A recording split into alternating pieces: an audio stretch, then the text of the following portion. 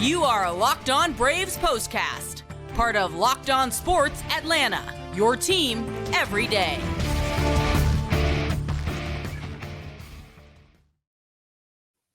Hello and welcome into the Braves Postcast. I'm Grant McAuley. He's Jake Mastroianni. The Braves Postcast is part of the Locked On Podcast Network, your team every day. If your team is the Atlanta Braves, well, unfortunately, we have got a show that might sound eerily familiar. It might be reminiscent of the movie Groundhog Day because we've once again found ourselves in a place where the Braves offense is struggling for the key hits when they need it, and they got outproduced by a lineup that hasn't necessarily been known to be one of the more powerful in the National League. But if that story sounds familiar, then, well, you have also followed the Braves this year. It's been a frustrating year for both of these clubs. The Giants, though, able to score just enough to hand the Braves a 5-3 loss in game one of this three-game series on Tuesday night at Truist Park. We'll talk all about that. The performance of Reynaldo Lopez, which is not up to the par that he has been really delivering for the Braves over the course of this year. We'll delve into all of that. And, of course, we'll look ahead to game two of the series and provide you a whole bunch of updates from Truist Park on some injuries surrounding this club.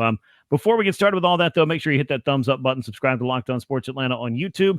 Go ahead and subscribe to Locked On Braves wherever you get your podcasts. Today's episode is brought to you by FanDuel. Make every moment more as the playoffs wind down and some of the other sports, well, sports stop sportsing like we want them to. But this summer, FanDuel is hooking up all customers with a boost or bonus daily. That's right. There's something for everyone every day, all summer long. Visit FanDuel.com/LockedOn to get started. Jake, the Braves offense could use a boost. It seemed like they were powering up early. Then the opportunities that they had throughout the course of the rest of the game, they just could not get the big hits when they needed them. They couldn't. And look, there weren't a lot of opportunities in this one. They went 3 up, 3 down 6 times in this game, but they did have chances to score, obviously, in that 5th inning there, unable to come away with anything. And Giants just outplayed them. You know, they came up with the small ball that they needed to push those extra runs across to get the win, and Braves just weren't able to come through. Yeah, and it's pretty much as simple as that. I'd sign off right now, but I believe we're both contractually obligated to continue discussing this game, so that's exactly what we'll do. Not one of the more memorable ones for the Braves this year. Probably not going to go down as one of the worst losses, but I think that the trend that we're seeing here lately, Jake, is that the Braves, while at times they are showing maybe a little bit more power, they're not showing that overall run production that we saw a season ago. The home runs, a lot of them seem to be coming with nobody on base, which, look, I'm not complaining. Hit all the home runs you can, but it does seem like there just haven't been enough that have really impacted games. Not enough 3-run homers, if you will, to help this club out. And it's not about just hitting home runs either. There are several times where a single, a double, something else will do, just keeping the line moving, as the old saying goes around the Braves parts. It's just not happening here lately, and this is a game where, yeah, there were some opportunities, but you pointed out not a ton of them, but the chances that they did have outside of the couple of home runs they got in the early going weren't really able to manufacture enough, if that's the word. And it doesn't even take a hit sometimes, right? I mean, just putting the ball in play, and they haven't been able to do that. And Jared Kelenic, as great as he's been, you got to have a better at bat than that in the 5th inning with runners on 2nd and 3rd there and 1 out. You set that up for that spot, and you have to be able to come through. But you look at the 5-3 score, you look at the 2-run difference. What were the Giants able to do? Yes, they got the 3 solo home runs, but they also scored 2 of their runs without the benefit of a hit. One being an error on Riley, which is a really tough error with the infield drawn in there, and the other on a sac fly to left field. And it's this conversation we've been having for a while now. This team is built around slug. There's no question about it. They are built on hitting the home run ball, but you got to be more balanced than that. You can't just be so dependent on it that you cannot find other ways to score. And look, it was exciting in that 5th inning. I know we'll get more into it, but you set it up to manufacture some runs there. The bottom of your lineup getting on base, you put the top of your order in spots to come through, and you just can't even push one run across. And it just feels like it's been that way all year for the Atlanta Braves in those spots, just maybe trying to do a little too much, maybe pressing, whatever the case may be. They just aren't able to manufacture those runs. And you saw in the difference tonight in this game. Like I said, Giants able to score 2 runs without the benefit of the hit.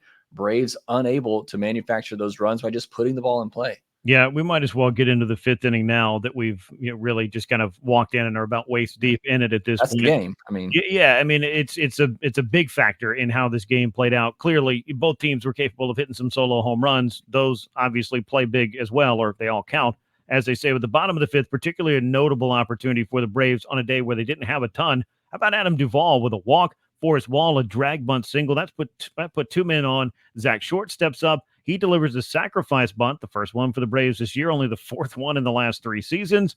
The Braves don't play a lot of that small ball, but as you pointed out, the idea was get the top of the order back up there. Jared Kelenic has easily been the Braves' best hitter over the last month. That's with all due respect to Marcell Ozuna. I know Austin Riley's also been hot, so maybe he's 1B if we're being technical about it. But Jared Kelenic unable to get the run home when, again, to your point, you did not need a big hit. You really just needed to put the ball in play in a productive way to perhaps bring at least one run across. And Ozzie Albies also, while he sliced one down the left field line with 2 outs, you're not going to get a sacrifice fly for that. So even putting the ball in play there, the key at bat, I guess, the point of all that is Jared Kelenic. And it's not to pick on him. It's just the way that things have gone sometimes for the Braves here lately is even when they get the hitters up there that they want, it hasn't really necessarily been able to turn into what they've been accustomed to seeing or what they're hoping to see at this point, because we're over halfway through the season, Jake, as you well know, mathematically, and the numbers now tell you what you are and who you are, at least right now.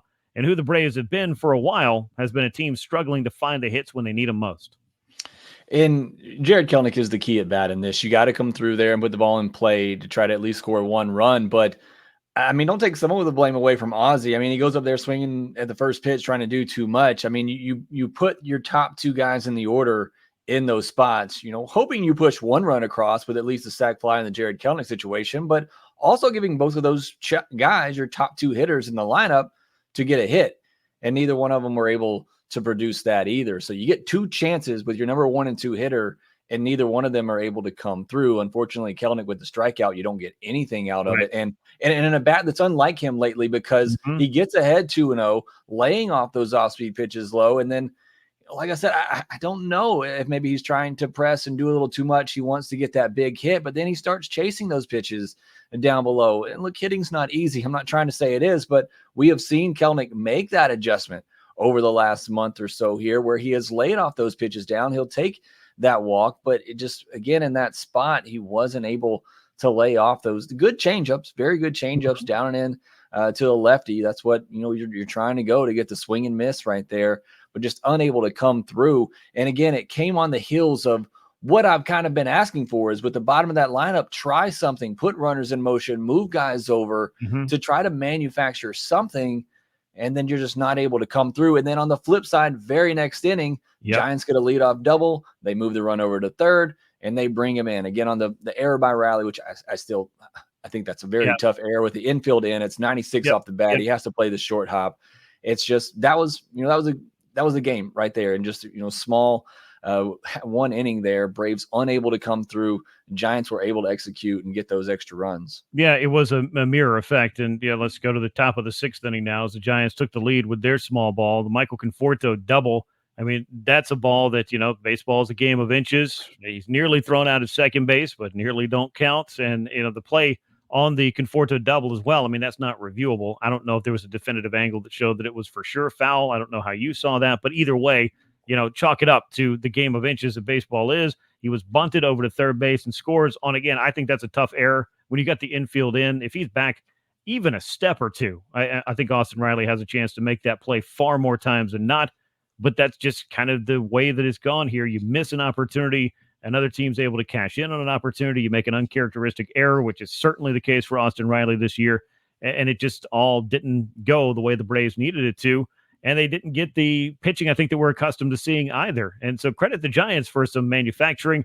They also hit some home runs. A couple of those, our old friend Jorge Soler got it started. Lamont Wade also homered off Reynaldo Lopez, far from his best start. We'll get into this in the next segment. 101 pitches to get through 4 1/3 innings. Even though he allowed just the 2 runs, it was a struggle for Reynaldo Lopez on this night. And there's been a little bit more struggle here lately than there was over the first couple of months. And that, I think, is worth monitoring as well.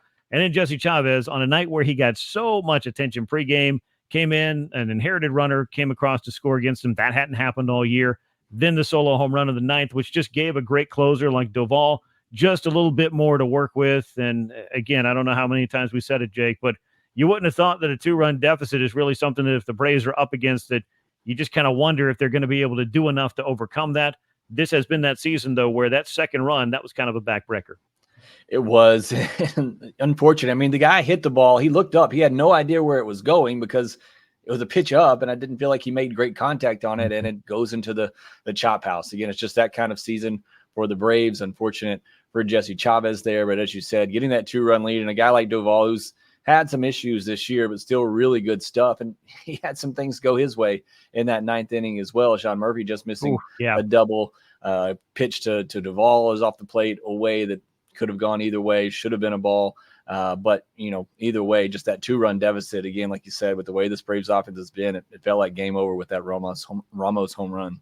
Yeah, even that last at bat for Marcell Ozuna, where it looked like he might have been able to hook one down the line and help the Braves get another late run across and really make a game of it, just wasn't going Atlanta's way here. But you've probably heard that story before, and unfortunately, it was more of the same in a 5-3 loss to the Giants. When we come back, we will talk a little bit more about the start for Reynaldo Lopez and get you set up for Game 2 of this 3-game series. All that's coming your way ahead on the Braves Postcast. I love sports, and I love them so much, I never want them to stop. But as the playoffs wind down, we get fewer games, and the sports aren't sportsing like we all want them to. FanDuel lets us keep that sports going whenever we want, though, as all we have to do is open up the app, dream up bets anytime that you're in the mood. This summer, FanDuel is hooking up all customers with a boost or bonus daily. That's right. There's something for everyone every day all summer long. Just head on over to FanDuel.com/LockedOn. Start making the most out of your summer. FanDuel is the official sports betting partner of Major League Baseball. Well, Jake, unfortunately, we have to get inside the line score and the box score for this game, which are not the most fun for the Braves, quite obviously, as they take the loss, dropping to 46-37 on the year. Braves just 3 runs, 6 hits, 1 error, only left 4 men on base.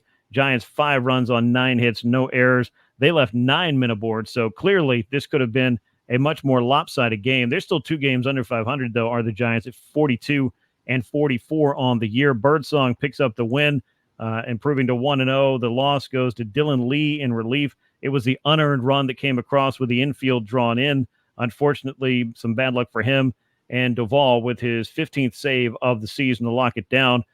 As you look overall at this game, I mean, I know we've talked a lot about the offense. I'm sure we'll get into that a little bit more in a moment. But, Reynaldo Lopez has had an excellent start to his season. I don't think there's any two ways about that. On this night, though, only 4 1/3 innings, 4 hits, 2 of those homers, 4 walks for him as well. A lot of 3-ball counts, a lot of pitches, obviously, unable to get through 5. The 2 homers, one by Jorge Soler, another by Lamont Wade. And overall, you'll take 2-run ball from just about any one of your starters, but you really need them to get beyond that 5th inning into the 6th inning and beyond to have it be, really what you need each and every time out. This has been something that Reynaldo Lopez has delivered a lot of over the course of the year, but these last 3 outings really seem to have been more of a struggle for him. And I think that that's kind of to be expected because we're talking about the most innings that this guy has thrown in 5 years as he moves back to being a starter. It's going to be interesting to see what kind of adjustments he makes as the season wears on. Yeah, and it's not really a matter of stuff. I mean, that's still been there. It's why he's been able to get through these outings and still not give up a ton of runs. So that's not a question. It does really seem to be fatigue, and he's laboring a little bit, commands off a little bit, and as you said, kind of to be expected. I'm curious to see how the Braves handle the rest of this, first half. I know we're technically in the second half, but before the All-Star break, because you have no off days leading up to the All-Star break. So if you're going to stay on that 5 days rest, they're going to have to deploy a 6-man rotation here. And the way that it lines up, he would pitch the game right before the All-Star break. Almost wonder if the Braves try to push that a little bit, where maybe he only gets one more start before the All-Star break and you give him that added rest, because it does seem to be like there's a fatigue aspect to this with Reynaldo Lopez, where he's just having to work a little bit harder than he was previously. And again, it's not really a matter of stuff. I mean, even you saw it tonight, the velocity was, it was down just a tick, but he was still able to get up to 97 when he needed to. The curveball was actually really good tonight. He only threw 8 of them, got 6 swings on it, 4 whiffs. So that was a good pitch for him. But it's really just, again, these last 3 starts kind of leading up to the All-Star break here. He's really had to battle and get through them. So I am curious to see what the Braves do with him leading up to the All-Star break. They try to get him some extra rest in there to get him back on the pace for the second half, where they're obviously going to really need him. Right. Yeah. I mean, they are going to need him. And, they have been using him with 5 days of rest in between starts, all but one time here so far in the first half. But if they want to use him against the Phillies on Sunday, he would have to throw him 4 days rest. And I'm kind of wondering if they're at that place right now where that's really something that you want to push it, or do you want to spin the wheel and see what happens if you bring up somebody from the minor leagues to jump in and to make that start? I think it would line up with Bryce Elder, who I believe was on the mound for Gwinnett tonight. But either way, that's not necessarily something you have to decide today. I'm sure they'll see how Lopez responds, how he bounces back, and ultimately try to make a decision on that when that series gets here. And we'll stick a pin in that discussion until then. Again, throwing the most innings that he has in a number of years since before the shortened 2020 season, that's really something you can point to know that this was, while this transition has been a good one and it's been pretty seamless, I think that we were eventually going to find that time where he might hit the wall just based on the pure amount of innings being thrown more so. And I'm sure that this is something that Lopez has to have expected, and hopefully something that he can continue to manage over the course of a long season, where you go from maybe pitching, in the way that you do as a reliever, expected to make 60 or so appearances, some back-to-backs, maybe 3 in a row every once in a while, but getting certain amount of days and not being tasked with throwing a bulk amount of innings, to now essentially, having to throw a full starter's workload and maybe make 30 starts. That was always going to be part of the challenge for him in making this transition back. On the offensive side, there were a couple of things that went well for the Braves. Austin Riley's been surging really since the middle of June. 10th home run of the season tonight. No, that doesn't sound like a big milestone for a guy like Austin Riley. But Jake's 7th home run in his last 17 games. You have to like the way that he's swinging the bat. Unfortunately, this offense didn't have a lot of chances, let a few get away. And in the middle of the lineup that had just 6 hits overall, you got Marcell Ozuna and Matt Olson, who've really slowed down here lately. And maybe Olson a little bit more so than Ozuna, who's still hitting the ball hard. That's not really helping in those 3 and 4 spots. And now Riley, the guy who wasn't able to quite get it done in the 2 and 3 spots, has all of a sudden became the hot hitter at number 5. I don't know how you make any sense of all of this, but I'm going to allow you to try. Yeah, it's tough this year because we've seen it where, Ozuna's been hot for the most part. Now he's finally kind of cooled off, come back down to earth a little bit, and Olson's cooling off. It's the Braves they haven't had it this year where, I know you can't have everybody hot at one time, but it's like they're either extremely hot or they're extremely cold. There's just no kind of in between for the Braves lineup this year, and just can't have all those pieces kind of working together at the same time. But Riley, I mean, he's obviously heating up, and that's great to see for the Braves. Even that ball in the 9th inning, I thought that was going to get down, diving play by the center fielder there. It wasn't a hard hit ball at 92.8, but still on a line. I thought that was going to get down in the gap to get a rally started in that 9th inning. So he's made a lot of good swings here lately. 2 hard hit balls on the night. Sean Murphy, his bats looked much better over the last several weeks. He got had the home run as well and 2 hard hit balls in this one. So great to see those guys coming around, because it does start to lengthen the lineup back out a little bit, but would love to see Ozuna and Olson start to heat back up at the plate very soon.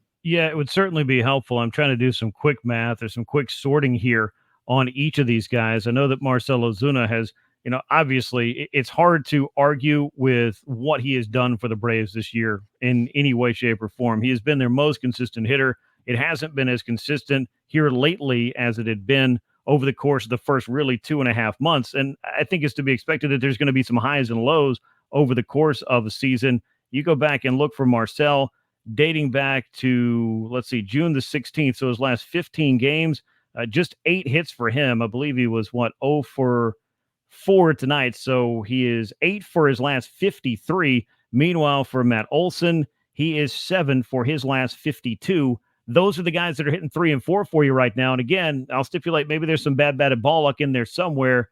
That's pretty tough when you've got a couple of guys who are essentially batting under 150 and going on a couple of weeks there in your big run producing spots.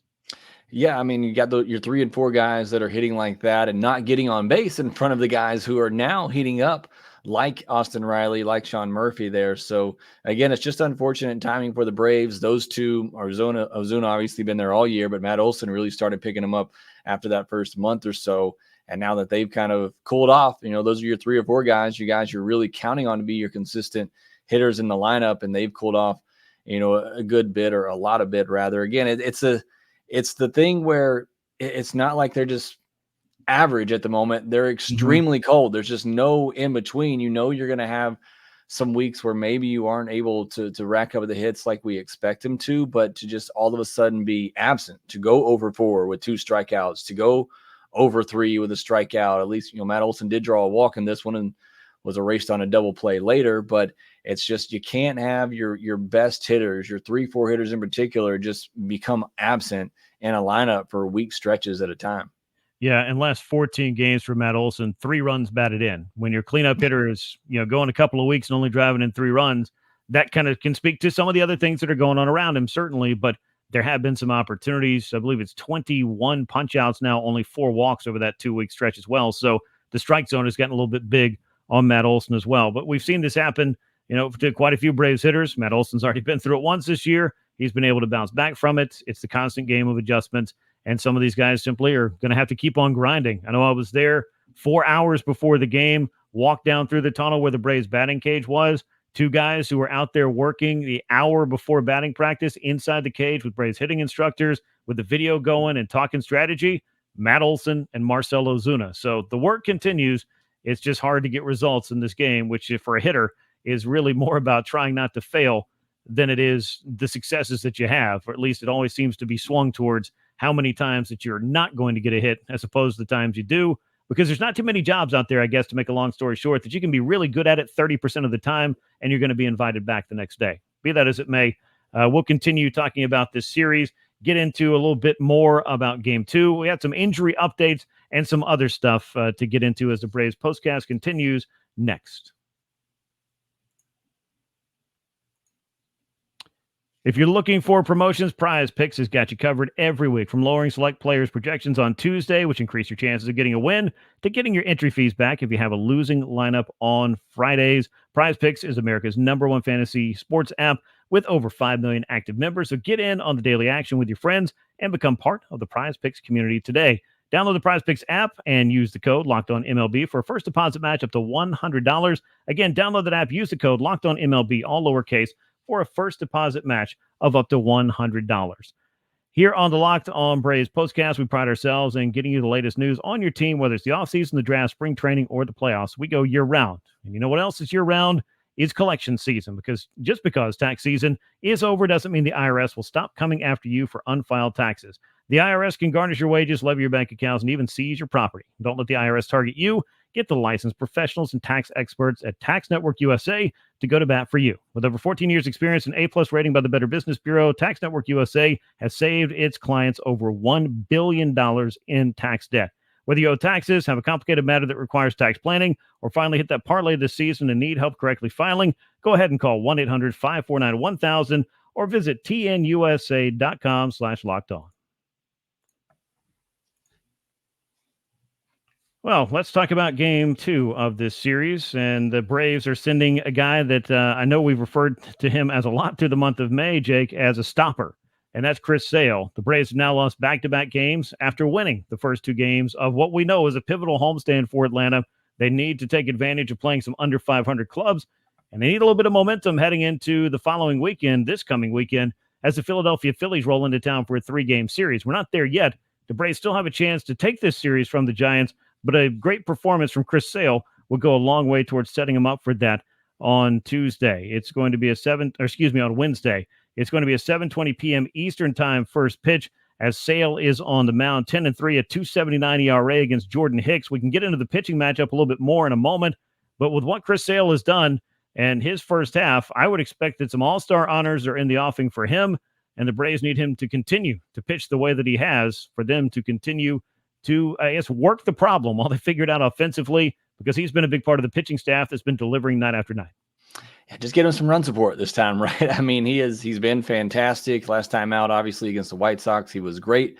I just gave up the 1 run to release Robert, and that was all the White Sox needed in that one. But Chris Sale, as you mentioned, I can't imagine he's not going to be at the All-Star game right now. You look on FanDuel, he's second behind Zach Wheeler, the NL Cy Young favorites right now. That's just how good he's been. Already over 100 strikeouts on the year, so pacing for 200 this season. It's one of the better stories, I think, in baseball for a guy that's been out for a while with injury. I think a lot of people have kind of written him off, and he's come back and been one of the better pitchers in baseball. That strikeout total I mentioned, it's really started to jump up here over the last couple of months or so. So the Braves, obviously you're going to need him. They're going to need some great performances for him going forward. And there's not really anybody else I think you want. Maybe him and Max Fried you want going onto the mound when you've lost a couple of games to try to put a stop to it and hopefully turn things around for this Braves team on the homestand.